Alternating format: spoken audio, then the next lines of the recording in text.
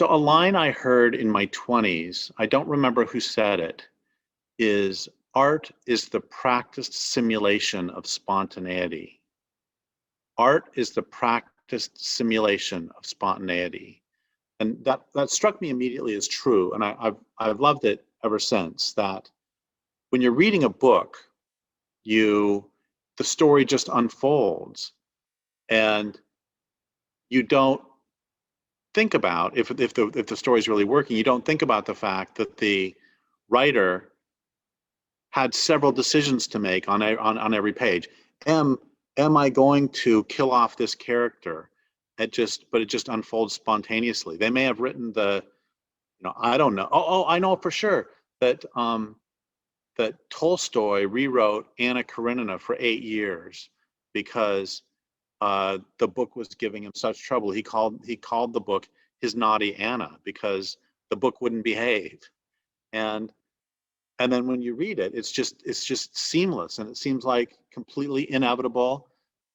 And when I was a storyteller, or when I was learning from some storytellers in my 20s, one of them said to me, "You don't ever memorize your stories. What you do is you learn them." And there's a difference between memorization and learning, and that memorization would involve memorizing the words and then reciting them. But he said instead, you learn the story such that you know the story so well that every time you say it, it is as though you were saying it for the first time, because you are, in a sense, reliving it. And so it was interesting. When I was doing a lot of talks, I would, make the same jokes every night, and I would have a lot of the same pauses, but those pauses and my gestures with my hand were not themselves. It was, I would do the same gesture as I was thinking, and I would hesitate at the same places, but that's because I was hesitating yet again. I was hesitating this night for the first time, as every single night I would search for the words. And there's this, or let's go a different direction, that sports, we could also say, is the practice simulation of spontaneity, in that, it looks just, what's more natural than running to first base, but they've practiced that. And what's more natural than swinging a bat? You practice, you learn what to do with your elbow, you learn what to do with your hips. And dancing is the same. When you're watching really good dancers, it looks like they're just making up the moves in the moment, and it looks like everything is just flowing from one place to another. Or another thing I think about all the time, not all the time, but when I think about art as a practice simulation of spontaneity, I think about Cirque du Soleil, and I think about how every move leads naturally to another, but there are just thousands of hours of practice went into doing this spontaneous move. And another way to look at this is a line that I heard from Dennis Hopper, not personally, I saw this in an interview on TV or something years ago, where Dennis Hopper said it took him 10 years to learn how to drink a cup of coffee in front of the camera.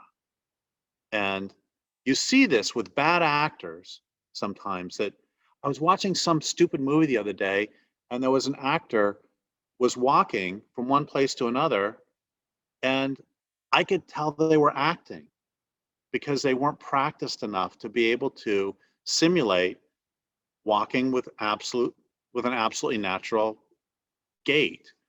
And I have no idea what point I'm trying to get. I just think it's incredibly fascinating. And I don't know, I would like to make some fabulous point to conclude this and teach some great lesson about life or something. But the truth is that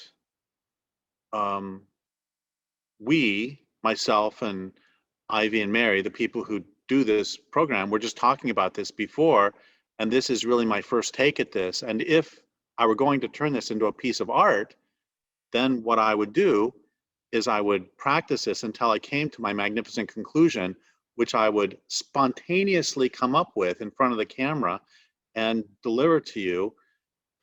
When I was a kid, I didn't really like the Marx Brothers movies too much because I thought they were too silly and unpracticed or something.